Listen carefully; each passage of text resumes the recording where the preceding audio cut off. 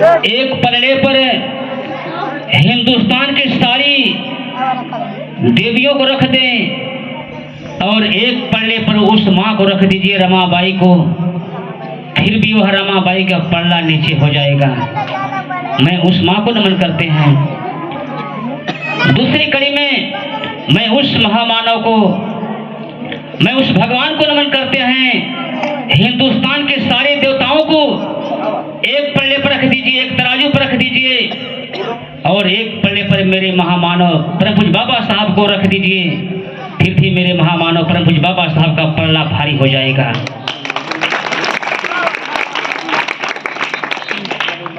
एक जमाना था जब हमें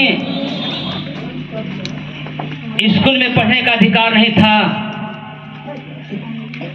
कुर्सी पर बैठने का अधिकार नहीं था, हमें इस खुले आसमान के नीचे कभी यह पंचायत करने का हमें अवसर प्राप्त नहीं हुआ था। जो आज यह अवसर मिला, हम लोग खुले आसमान के नीचे इतने बड़े मंच लगा करके जो हम लोग आज पंचायत कर रहे हैं, बाबा साहब की हम बात रख रहे हैं, यह किसी 56 करोड़ देवी देवताओं का देन नहीं है। अगर यह देन है तो परम पूज्य बाबा साहब डॉक्टर बी.आर. अम्बेडकर का देन है।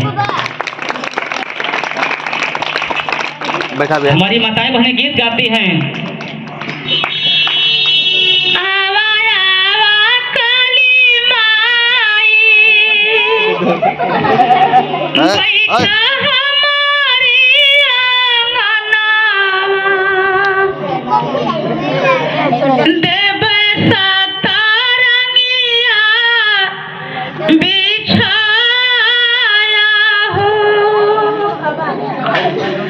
गाय के घिउआ से हुमावा करइबो, धुआवाया कसे मेरा राया हो। हमारी माताएं बड़े झूम झूम गीत लोग गीत गाती हैं, लेकिन अपने दिल से पूछ लीजिए कि जिस माँ के आप लोगों ने गीत गाती हैं झूम झूम करके, मरे में आप लोग ने बधाई गीत गाती हैं, लेकिन क्या उस माँ ने कभी आपको सम्मान देने का काम किया? अगर ये बढ़िया कपड़ा पहनने का आपको अधिकार मिला, बढ़िया साड़ी पहनने का अधिकार मिला, तो हमारी परम पूज्य बाबा साहब माता रमाबाई का वह दिन है। सब दिन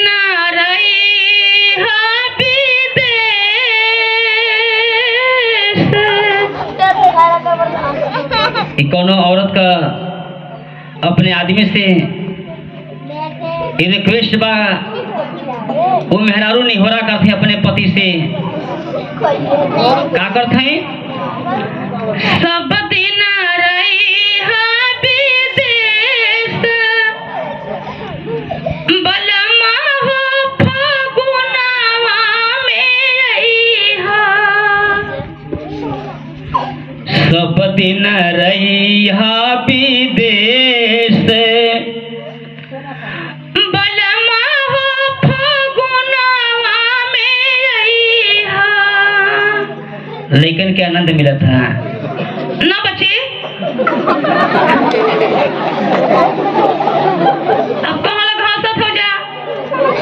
ए माता हमार कोनो दोस्त नहीं खे, तब ई तक कुल भगवान का देखे जुर्माया अत्याचार, देखी जुर्माया अत्याचार, बाबा साहब खेले लगल होलिया।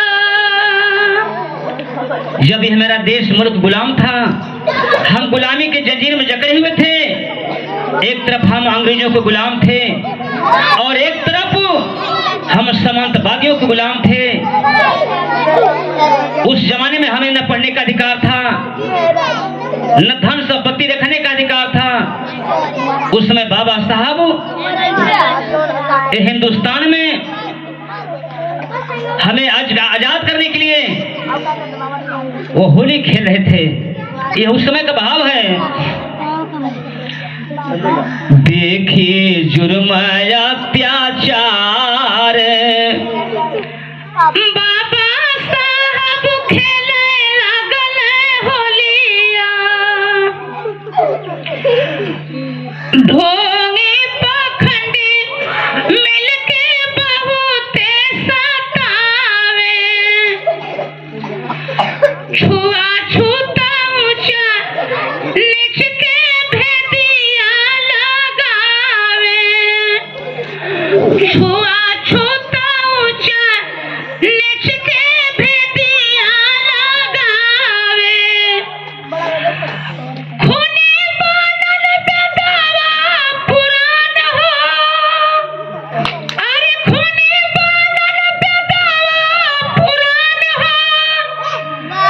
भला खून बनल बेटवा पुरान, बाबा साहब खेले लगल होलिया।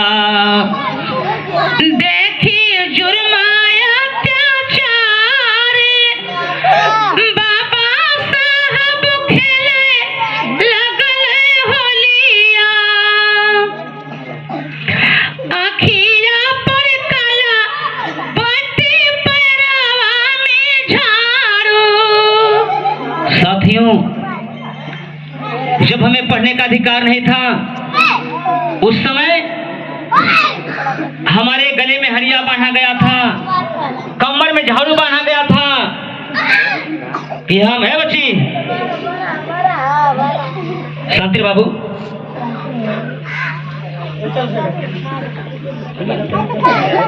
और 51 रुपये का सम्मान पूजनीय वंदनीय प्रज्ञानंद जी आप प्रसादा के धरती से बहुत बहुत आपको प्रणाम।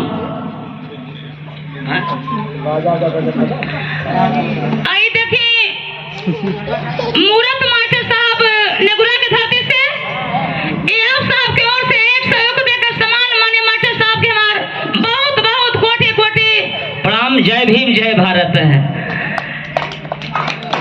उस समय हमारे गले में हरिया बांधा गया था कि हम उसी हरिया में थूकेंगे, हमें जमीन पर थूकने का अधिकार नहीं था। यह जो है मनु राजा का काला संविधान कानून बना था, हमें धरती पर थूकने का अधिकार नहीं था। कमर में झाड़ू बांधा गया था कि जिस रास्ते से हम चलेंगे उस रास्ते से मेरे जो कमर में झाड़ू बांधा गया है उस झाड़ू से मेरे पैर का निशान मिटता जाएगा। उस समय क्या हालात था, उस समय मेरे ये सारे 33 करोड़ देवी देवता, अब तो कोरोना काल में रहकर के लोग 56 करोड़ देवी देवता हो गए हैं, लेकिन उस काल में ये 56 करोड़ कोई देवी देवता ने कोई काम नहीं किया, मेरा कोई नहीं मदद किया। इसलिए कहना है आखिया पर काला पट्टी पैरवा में झाड़ू, बड़ा व्यवस्था के रखी देहल चालू।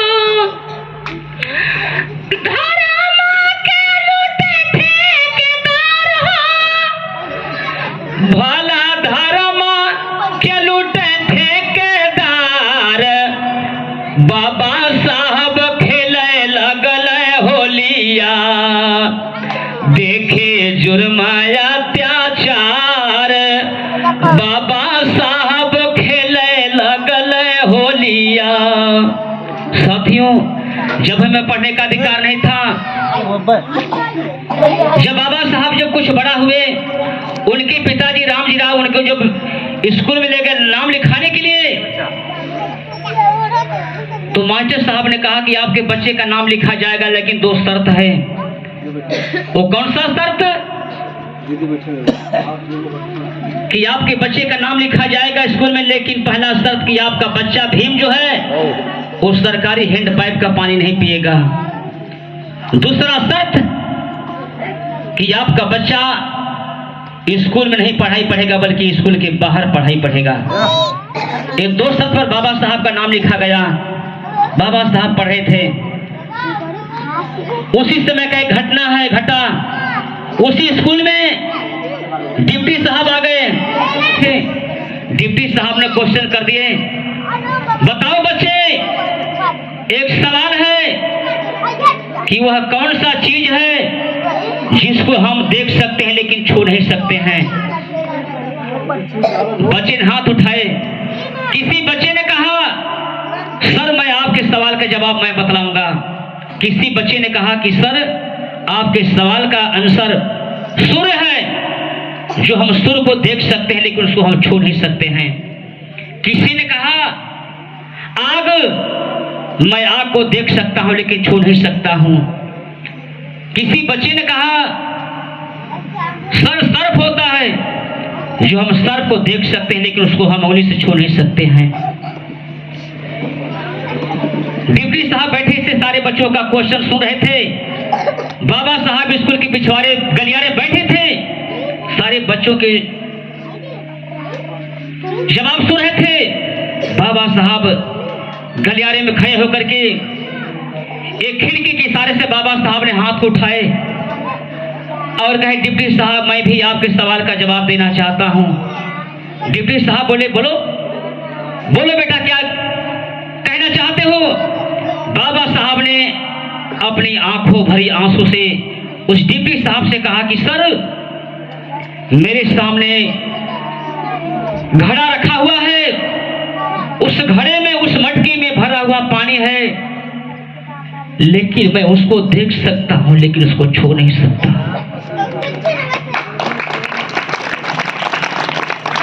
यह उस समय का इतिहास रहा।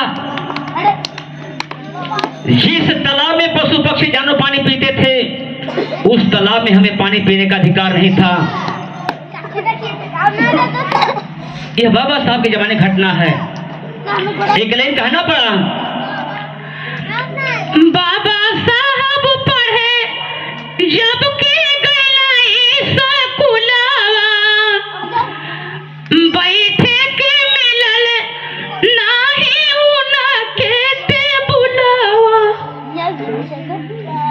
उनको टेबल नहीं बैठने के लिए मिला, बैठने के लिए मिला। आज हम कितने आजाद हैं कि आज तो हम खुले आसमान में सांस ले रहे हैं, बढ़िया चेयर पर बैठे हैं, बढ़िया मंच पर बैठे हैं। उस समय साथ में एक छोटा सा घटना घटा। मैं छोटा सा घटना बता रहा हूँ बाबा साहब के जमाने का। बाबा साहब का हमारे प्रधान जी बतलाए कि बाबा साहब का तीसर का जो छोटा बच्चा जिसका नाम था राज रतन, हर माँ बाप के लिए छोटा बच्चा बहुत ही प्यारा होता है। साथियों, बाबा साहब लंदन विदेश जा रहे थे और उनके छोटे बच्चा जिसका नाम था राज रतन, वो राज रतन नामुनिया का शिकार था, बीमार चल रहा था राज रतन। और बाबा साहब लंदन जा रहे थे, लंदन कॉन्फ्रेंस में जा रहे थे। बाबा साहब यही पहुंचते हैं स्टेशन पर, गांव के बाहर निकलते हैं। मां सोच रही थी कि जब मेरा बच्चा राजरत्न देवगिन जब बड़ा होगा तो इस हिंदुस्तान पे अपना एक दिन राज करेगा। लेकिन बाबा साहब जो ही बाहर निकलते हैं, साथियों, वह बाबा साहब का छोटा बच्चा राजरत्न नामुनिया की बीमारी में, दवा के अभाव में, वह बाबा साहब का छोटा बच्चा राजरत्न अपने दम को तोड़ देता है। आखिरी सांस ले लिया। किसी तरह बाबा साहब के लोगों ने बताया कि बाबा साहब कहाँ जा रहे हैं? बाबा साहब आप जा रहे हैं लंदन कॉन्फ्रेंस में। अरे आपका छोटा बच्चा राजरत्न अब यह दुनिया में नहीं रहा। बाबा साहब पुनः वापस लौट कर घर पे आते हैं। तमाम लोगों का भीड़ लगा हुआ था, लोग देख रहे थे। बाबा साहब अपने बच्चे के बगल में खड़े होकर के अपने बच्चे राजरत्न को देख रहे थे। रमाबाई रो रही थी। बाबा साहब के पास एक भी पैसा नहीं था कि मैं मरते वक्त अपने बेटा के लिए कम से कम कफन का व्यवस्था कर दूं। मां रमाबाई देख रही थी कि बाबा साहब के आंखों से दोनों आंख से आंसू चला है। माता रमाबाई रो रही है, आंखों से आंसू चला है। बाबा साहब पूछते हैं कि रमाबाई, रमा, अरे तुम क्यों रो रही हो? तुम अपने एक बच्चे के लिए रो रही हो? तुम अपने एक बच्चे के कफन की व्यवस्था के लिए रो रही हो? अरे न जाने हमारे हजारों बच्चे इस मुल्क में बेकफन के दफन हो रहे हैं और तुम अपने एक बच्चे के लिए रो रही हो। मैं जा रहा हूं, मैं अपने हजारों बच्चे के मैं कफन का व्यवस्था करने के लिए जा रहा हूं। बाबा साहब साथियों पहुंचे हुई उस गोलमेज कॉन्फ्रेंस में। वहां से बाबा साहब ने हमको आपको 2 वोट का अधिकार लेकर के आए। साथियों, जो 2 वोट का अधिकार मिला हमें आपको, कितने मशक्कत झेल करके बाबा साहब ने हमें आपको वोट का अधिकार दिलाए। इसलिए कहना है, नहीं कोई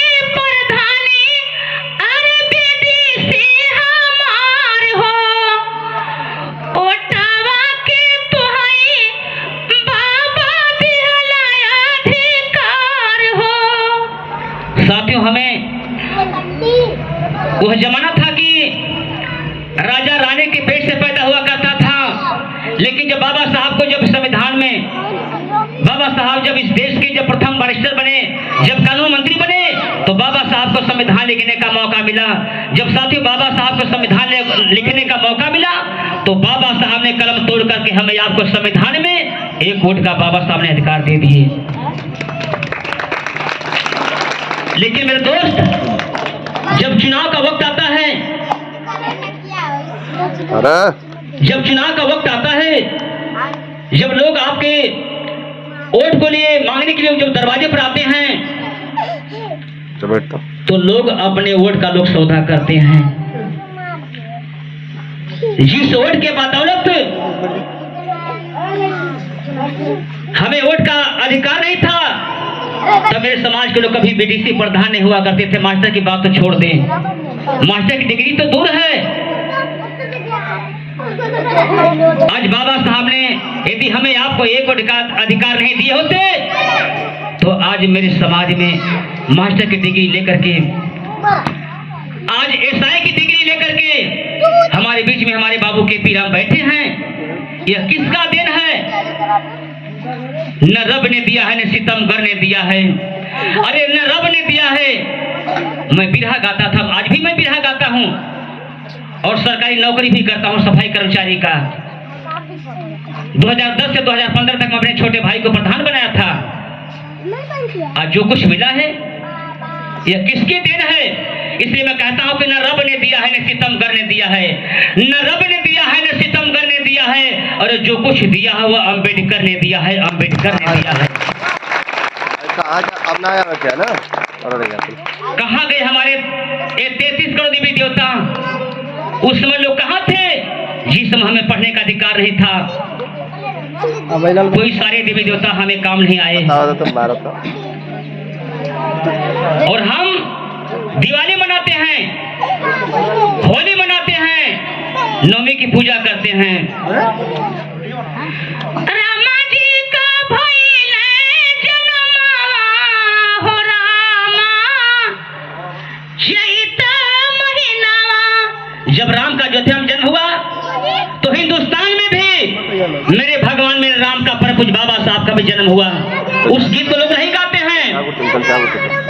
बाबा साहब लिहाले जनमवा हो रामा, चैत महीनावा। ये गीत गाइए ना। जो राम ने मेरे लिए कुछ भला नहीं किया, कुछ नहीं किया। राम के राज में मेरे समाज समग्र का गर्दन काटा गया, और हम उसी राम की पूजा करते हैं। मैं आलोचना नहीं करता हूं। आप भगवान को गाइए, बजाइए, नाम लीजिए, लेकिन आपको कौन अधिकार दिलाया? पढ़ने का कौन अधिकार दिलाए? आपको वोट का अधिकार किसने दिया? जो कुछ आज हमें मिला है वह 33 करोड़ देवी देवताओं का देन नहीं है, यह अपने पूज्य बाबा साहब का दिया हुआ अधिकार है। जब लोग आते हैं आपको वोट मांगने के लिए, तो लोग अपने वोट का लोग सौदा करते हैं। एक ठे मुर्गा के टंगड़ी पर, तो कहीं एक शीशी पर लोग सौदा करते हैं। बाबा साहब ने इतनी मशक्कत झेल करके आपको वोट का अधिकार दिए, यह आप अपने वोट को बेचने के लिए? मैं बतलाता हूं कि जो इंसान अपने वोट को बेच देगा, अपने वोट को बेच देगा, वह अपने आबरू को भी, अपने इज्जत को भी पैसे पर बेच सकता है। जब पैसे बेचना है तो पैसे भी बेच सकता है। और जो इंसान जिस दिन अपने वोट की हिफाजत कर लेगा, वो अपने मान सम्मान की भी हिफाजत कर लेगा। कहावत है कि सुन सुन से पा लेना सबके बस की बात नहीं, सुन सुन से पा लेना सबके बस की बात नहीं। मझधार सनैया खींच करके उस पार से इस पार कर देना सबके बस की बात नहीं। अरे बाबा साहब के नाम तो सब लेते हैं, लेकिन बाबा साहब के नाम पर मरना है सबके बस की बात नहीं। हम मंच लगा करके बाबा साहब के नाम लेते हैं, गीत गाते हैं, और सांझ का एक थे फुहरी मिला था 65 रुपया का। ओके, लोग कहता फुहरी फुहरी, वो फुहरी के मार के लोग एकदम गम में मस्त हो जा रहे हैं। यही बाबा साहब आपको बताए हैं, यही बाबा साहब ज्ञान दिए हैं और कहते हम लोग कि हम तो बाबा साहब के सच्चे चेले हैं, हम कांसी राम साहब के चेले हैं। आज हिंदुस्तान में कितनी पार्टियां बन गई, लोग कहते हैं कि हम तो कांसी राम साहब के चेले हैं, हम बाबा साहब के रहनुमाई हैं। बाबा साहब ने यही कहते कि शिक्षित आप बन गए तो अलग पार्टी बना लेना, अब मतलब क्या है? समाज को बांट देना। अब लेकिन कुछ ऐसे मेरे समाज के लोग हैं जो हमारे आपके बीच में जो दीवार खड़ी कर रहे हैं, यह आपको सोचना होगा, विचार करना होगा कि आपका वफादार कौन है। गीत के आखिर लाइन में मैं ज्यादा समय लूंगा।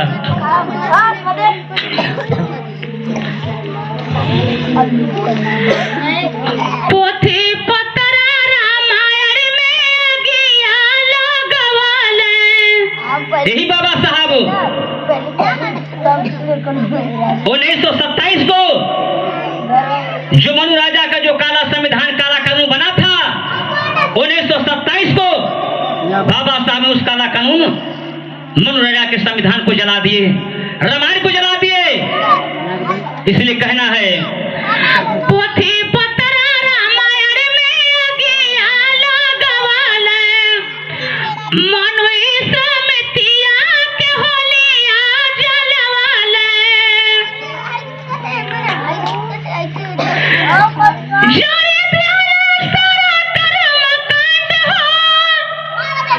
अरे जारी बिहाना सारा कर्मकांड, बाबा साहब खेले लगन होलिया, देखी जुर्म अत्याचार, बाबा साहब खेले लगन होलिया, देखी जुर्म अत्याचार, बाबा साहब खेले लगन होलिया। बाबा साहब 1927 को रामायण मनुस्मृति को जलाए थे। यदि साथियों 2024 में आप नहीं संभले, अगर आप नहीं खड़े हुए, तो 2027 में आपके भी संविधान को लोग जला देंगे। इससे हमें आपको सतर्क होना होगा। तैयारी चल रहा है। 1927 में बाबा साहब ने मनुस्मृति को जलाए थे। गीत को समाप्त करते हुए आप सबसे मैं विदा लेते हुए मंच पर बैठे सभी मंचासीन आप सभी लोगों को मैं आभार प्रकट करते हुए मैं अपने गीत को समाप्त करता हूं। जय भीम,